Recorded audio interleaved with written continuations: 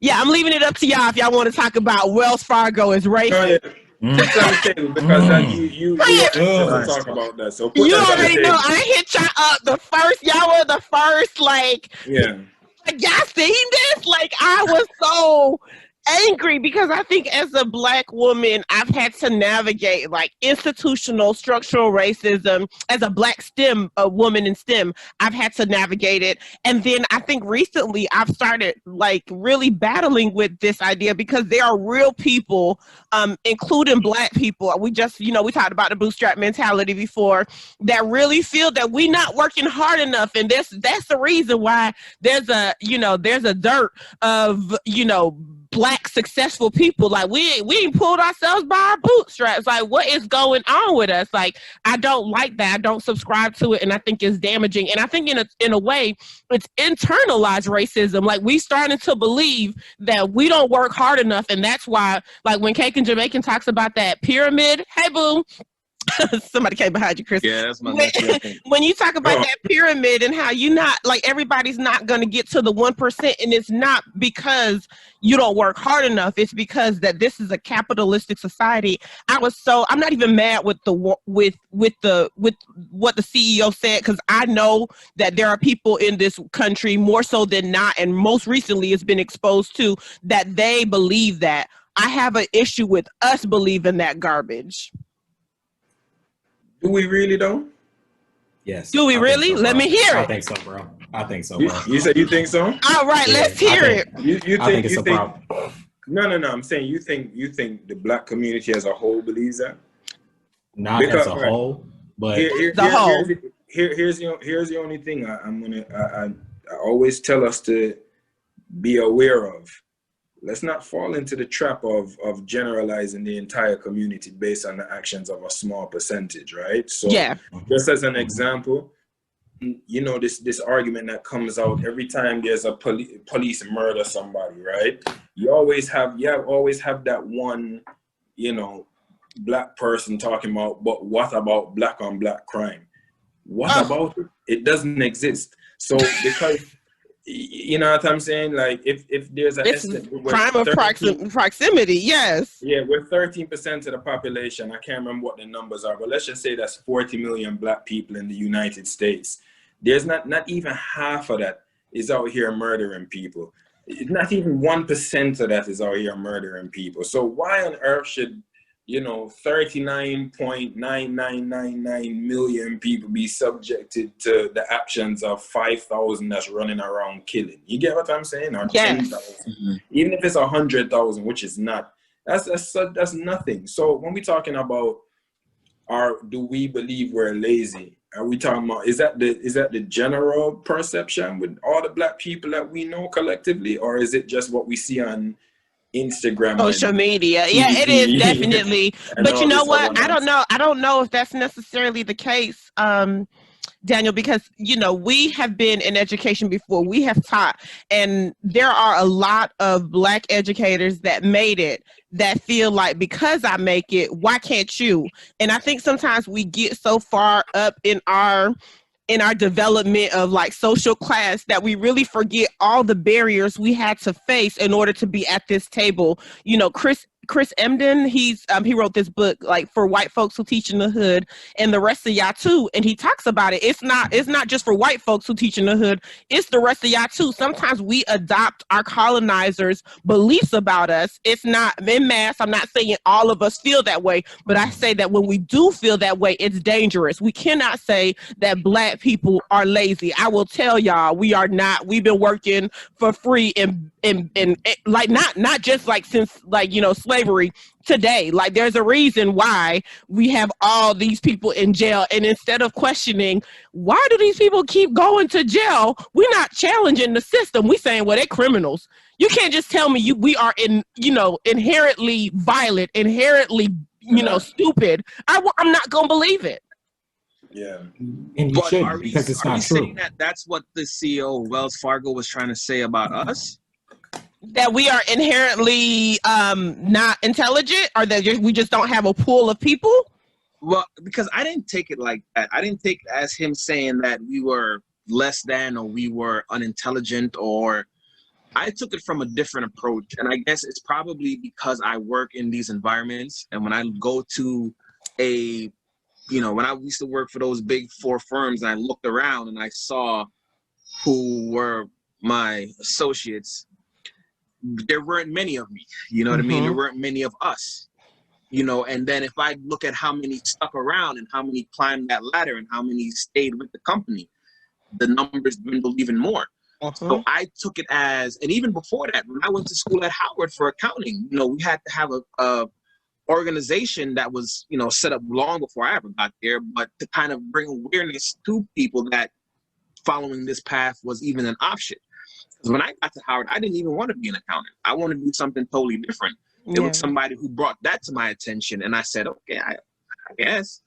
So I took it from a different perspective of, do enough of us know that these opportunities are out here? And then on the other side, are these people looking in the right place to find us? You know what I mean? Because I wouldn't just jump all automatically to racism. I would just look at it as a lack of awareness. Because if this person, maybe it could have been code. He might have been saying something. I don't know the full context. I just saw the quote. Yeah. But I didn't take it as, and I think even certain people, took it as a negative, and certain people looked at it and said, you know what? I have 10 resumes I could provide to him if need be. And I said, okay, why didn't you provide it to him before he made this? That's the thing people did. Like that started coming out. People have been saying they've had negative experiences trying to move up the corporate ladder at that company. So you all have worked. One thing that I love about you all, that you all have been in Black institutions and non-Black institutions. Like you all have been in HBCUs and non, so you can appreciate having both of those, where I've only been to, PWIs my entire educational history. But I don't think that wasn't a racist comment, because it's 2020. Though people have been saying for years that they've had horrible promotion strategies for people of color. You all have worked at these big firms, and then you also went to school with other people that are as bright as you. Think about all the people that sit next to you at your HBCUs. You telling me none of them were worthy for promotion? Like, you all had, we have a talent hub at some of these HBCUs if you were intentional. So I just don't believe that you look around and it's not intentional. The fact that when I am in a STEM class, I look around and people don't look like me. When you all are doing, moving up as CPAs, y'all look around. When Cake and Jamaican has mentioned this, how many times have you gone to these high net worth events for real estate and people that look like you starts to dwindle? Yeah. It's intentional to me at this point. Yeah. So, Just, you were saying something before. Actually, I'm gonna have to tag back in later because I can't remember what I was gonna say. So I'll say this. It was a race. It did come off from that's what it was. The spirit of racism. It was racism. It's always racism, because whether that particular individual is racist or not, the system is a racist. It's systematic racism, right? Yes. So when you look at it, Wells Fargo, I don't know the history of what the name is, but I would probably gather to say that it's probably two white men, one named something Wells and one named something Fargo, right?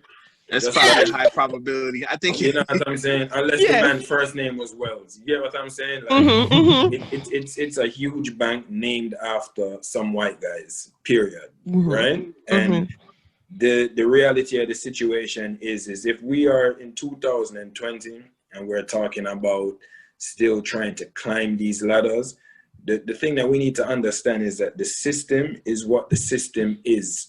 There is no playing on an equal level playing field in that system. It's not designed for us. You understand what I'm saying? It's not designed for Latinos. It's not necessarily designed for women either. You get what I'm saying? So it's race, it's sex. It's not designed for Muslims. It's just not what the system is. It's designed for Christian white men, right? And heterosexual Christian white male, to be exact. That's who it's designed for. That's a good point too, for straight white men. That's a very good point, because you have to bring in, if it's a gay white man, that might be a whole different thing as well. It's definitely not designed for poor white men, because typical white men don't really identify with poor white men, right? Yeah. Definitely nobody does. But it's definitely from a racist place. I didn't pay what he said any mind. I didn't give it any attention though, because who is he to talk about black people? He's not black. He can't speak about what we are or how we feel. That's equivalent to some white person trying to debate me on whether or not I should say nigga. I can say nigga if I want. Oh, wait. You can't say it right now because I don't want to crop it out. No, you don't. Making my job hard. You don't have to crop it out. You don't have to crop it out. You can leave it. But I can say nigga if I want. Okay. You can't say nigga. You can't say nigga. Tap in. Get him off. You can't tell me. But here's my point of view, though. Because but we have people that understand this, and then they still want to go into that arena, and they still want to navigate that arena. So at what point do you take that as feedback and say, well, no, that's incorrect? Because these people is it incorrect? Have perceptions. Is it incorrect? And I have a personal example about that, but is it incorrect? Well, it's up to us to make it incorrect, because I do feel there's not that many of us in the fields of a banking, of a Wells Fargo, or as executives. There's just not many of us that go into, into those fields. There aren't. I know when I graduated and I looked at, is it because of lack of black talent? Because that's what he said. Is it because of lack of black talent? I think as a people, we're very talented, but what do we gravitate towards? Ooh, yes. Okay, so somebody said that to me too. Two people said that. Well, we need to use the same amount of energy that we use in sports. Not, like, yeah, I ain't even trying to be funny, but I think that is really...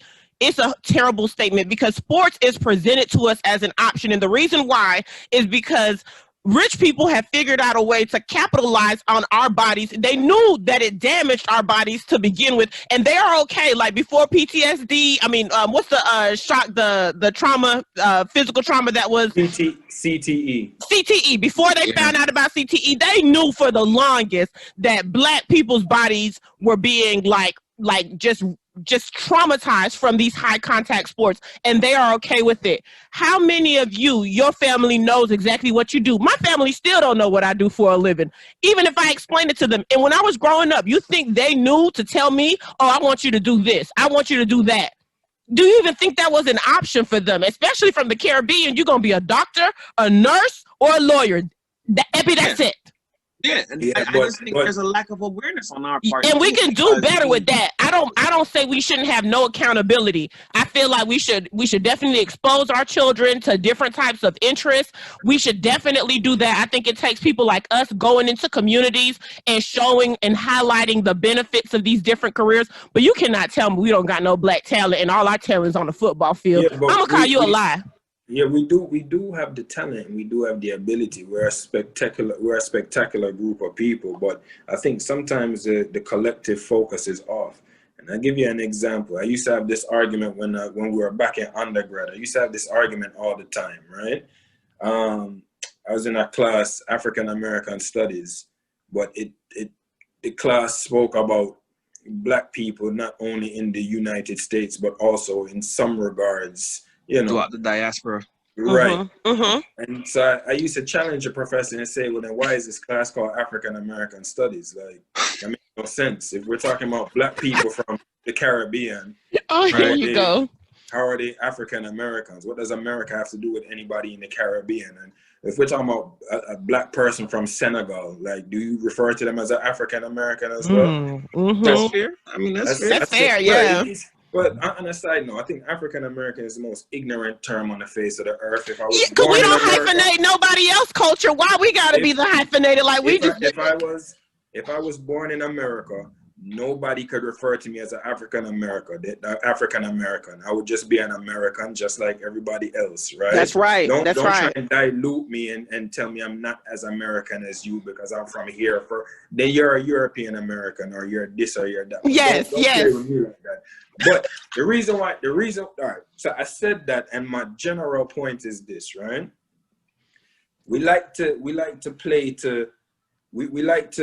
boost up everybody's names except for our own. And a large part of that might be because we don't know what our names are, right? Mm-hmm. Our last name is Frankson.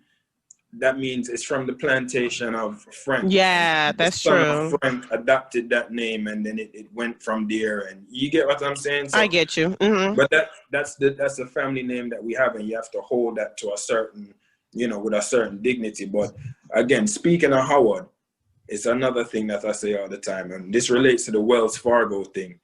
Why is it that we have to be the best of the best and then go uplift their name? Mm-hmm. You mean to tell me that we can't start our own Wells Fargo now, so that 100 years from now, your ancestors can just have, a straighter path to go into that industry without having to beg, without having to tap dance, without having to do all these things? Why don't we start our own school now? Or why don't we change the name of these damn schools now? Why is Howard the premier HBCU, for example, or one of, if I'm gonna be not biased? Why is it still named after a white boy? Why? You mean to tell me there's no black people that we could rename the school after? So when we walk around with the Howard sweatshirts and Howard because we have a sense of pride. Yes. We understand. We've made the name into something else, like we did with the term nigger. And that's why I used that as an example before, because I was leading to this. But we're still uplifting somebody else that has nothing to do with us. So in that same vein, if Frankson decides to make a bank tomorrow, he's still uplifting the plantation owner's name. Who? You. If Frankson decides, because at some point our names are own. Listen, you don't have to use your name, your plantation name. It doesn't take much. Did you call your last name? Yes. No, I'm just saying you could go and jump on Google, take 2 minutes and pick whichever country you feel the closest connected to in Africa, and see what cultural last names are there, or cultural what you're drawn to. Okay. Me personally, when we're talking about Howard, for example, that should have changed a long time ago, but nobody's going to change it. And we still going to sit there and scream this name Howard and love Howard and all these other things. The man probably owned slaves, if I'm being honest. He probably did. Wells Fargo probably owned slaves, and that's where the money came from. All of these big corporations started off of slave trade money. That's right. Why is it that we're breaking our backs to turn over 10 resumes to them? I'm not interested in working for you. I have no interest in working for you, because if they pay you $200,000 a year, it's self. You're benefiting yourself. It has nothing to do with the community as a whole. If they pay you 200, like just mentioned the last time, they making $1 million off of you. They making 1.5 off of your work. Yeah. You want to talk about slavery? Ain't that slavery? You doing all the work, You bringing everything to the table. That's right. I know people that sit there and they say with pride, like, I'm working 20 hours a day. And I don't think that's cool at all. I don't think that's cool at all. I think that's corny. You take so much pride in working all the time. Like, for what? What am I working all the time for? Because it's a capitalistic society and you get rewarded for how much, You're not making any money. You're not making any money. Because even if you're making $1 million a year in this, if you divide it by how much time you spend, and you're not You're not there yet. I don't. Nowhere near yet. Yeah. You understand what I'm saying? So yes, would we all love to make $500,000 a year, $1 million a year? Of course. Does it make life, quote unquote, easy in a lot of regards? Absolutely. Yeah. I'm not saying that it doesn't, but if you're making $1 million a year, believe me, you're making the system way more than that. And so when it comes back to what this guy said, I don't care. You can say what he wants. It doesn't surprise me. It doesn't. I think we've all worked in those institutions before, or we've gone to school in those institutions. For those of us, that's gone to PWIs, there's professors that feel like this. There's people that feel like, this is like we're a charity case if we're sitting in an econ class or in a finance class or a STEM class. That we really don't monopolize this area because we have given all of our attention to this other arena. I can't call it, man, but you see the pursuit of money, I think all right, my youngest daughter Gianna, she loves this updated Broadway musical of Hamilton. I don't know if any of you are aware of it. Yeah. It's been for a while. So it's supposed to be like a contemporary version with rapping them kind of stuff in it. And I was asking that we can't afford to get to, right? Yeah, you know how much them tickets go for. Right. But I was asking her about her favorite characters, and two of the people she named were just background dancers. They were just dancers on the, in the production, but she knew their name and everything. And so I was looking them up because I was trying to see if I could, find, like, contact them on Instagram to say, hey, reach out and say, my daughter just watches your show every single day. Have any words of encouragement I could share with her, kind of build her up, whatever. But then I thought about it, and I'm like, yo, if you're a background dancer on Broadway, chances are you're probably not making a huge sum of money. You know what I'm saying? Chances are you're there because you're passionate about it and you love it. And so it made me think, well, if more of us took that route and just did the things that we loved and we were passionate about, regardless of what the money was involved in the situation, maybe that's really the key to success. You understand what I'm saying? Because I can't sit here and necessarily tell you I love real estate. There's nothing to love about it. It's what it is. You get what I'm saying? You might love looking at some houses, but it's a damn lie if you think you're looking at just luxury houses all the time. You're looking at houses like, it's the same cookie cutter shit I saw yesterday. You get what I'm saying? So, but you have to eat. So, you understand what I'm saying? Like, yeah. I don't know. You kind of have to balance out your passion between living, you know what I mean? Having your necessities met. Yeah, but are you living if all you're doing is working to get money? Yeah, really I feel like that too. But I feel like that about that same argument is the reason why I feel like you gotta kind of, and I don't want to say love your job, because I think that you can still love what you do and still not want to do it all the time. Like, I'm not one of those people that feel that you have to be deeply connected to, like, it needs to be your passion. I'm just now getting to the point where I love what I do in terms of providing access and equity into STEM fields. I think that I wish somebody of color had sat at this seat when I was going through school, because I see some of the barriers that I'm able to remove for people of color, and those barriers were there for me. Like, I had to navigate around them, and I don't think that kids coming up should have to navigate through the same barriers if I could help it. So I do love what I do in that regard, but then I do have an entrepreneurial spirit, and I do love providing jobs to our community, ensuring that we have, places for our Black males to go so that they can feel like they are talented in whatever it is that they're talented. So I do feel like you still need to like what you do. Are you going to be miserable? Because you're going to spend the most of your life working, whether that be for yourself. You know how many people don't like their own business? People got businesses and they really don't like it. Like, they get up every day and say, shit, I do not want to freaking do these taxes today. You know what I mean? Like, people really don't like their job. Like, and sometimes they just forced to do it, because they need money. But I don't want to live like that. I think you're right. I think we need to pursue our passions. And I'm not saying that it got to be like 100% every single day you love what you do when you go in, because, I don't think that that's true for anybody, entrepreneurial or not. But some people it might be true. Yeah, it could be. Yeah, you could have people that every day. I need a vacation. Listen, I need me a break, mental break from everything. Yeah, you mentioned teaching early on, and I know that's how we originally connected. Yeah, to teaching.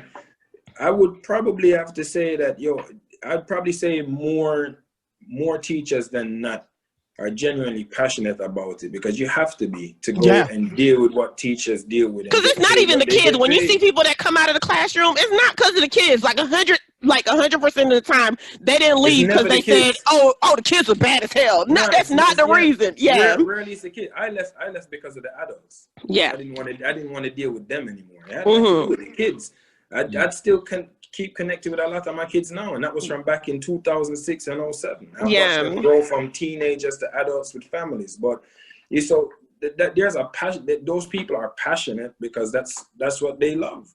Yeah, sometimes it might be hard to get up in the morning and go deal with the madness, but they do it and they don't get paid anywhere close to what they should get paid for doing That's true. it. But That's true. there might be a greater satisfaction. And this ties into what, when we talked about with Justin last week. Justin was not getting any kind of moral You're not getting no benefits from it. Yeah. There was I don't know, Just, did you let him talk for himself? Did you just did you save like Coke like $6 billion and then you like, oh, I feel good? Like, I don't know. How does that feel? Absolutely not. And that's why, go ahead, bro. No, go ahead. No, absolutely not. And that's the reason why I left. Like, I think that's what Fresh was going to talk about, was that, like, that's really the reason why I decided to go out on my own, because I just couldn't do it. Like, what I was doing in that moment, all those years, was counter to my passion, which is, and I think it was against who I am as a man, to be honest with you. Like, I was sitting here and I was saving these companies that I felt were doing things that didn't match up.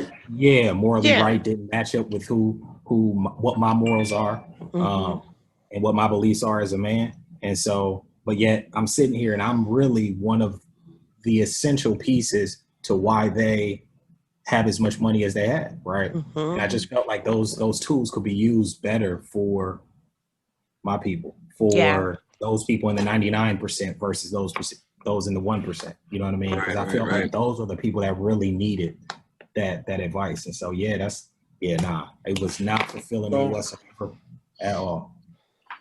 Yeah, so I know I talk a lot, and I apologize, but no, you don't. I don't. You nothing about you apologize. You gonna tell me to cut that out too? You gonna say cut that part out? You just wanted to take that shit back. I don't think I've apologized more than twice in my life. So cut that part out. But you see, when we as we're talking through this, you just realize how deep the situation is. Because I think the three of you on the call right now are deeply intelligent people, deeply accomplished people. You know what I'm saying? Deep thinking people.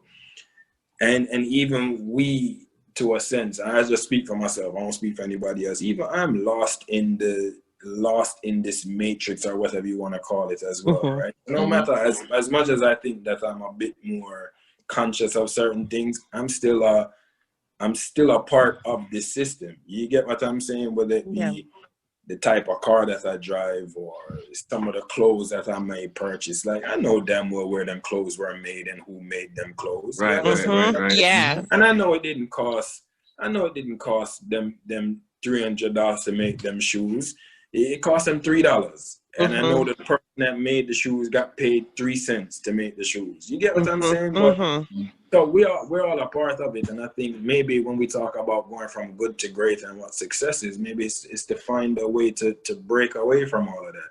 So maybe it doesn't start on the level of clothes, for example, but we like to use the example of Howard University. Maybe what it is that we need to start with just basic changes of renaming certain things so that we are identifying with it, and then as a student at Howard, taking pride in knowing that I can't even think of like a company X came, and it's a name that you can internalize because this is your people.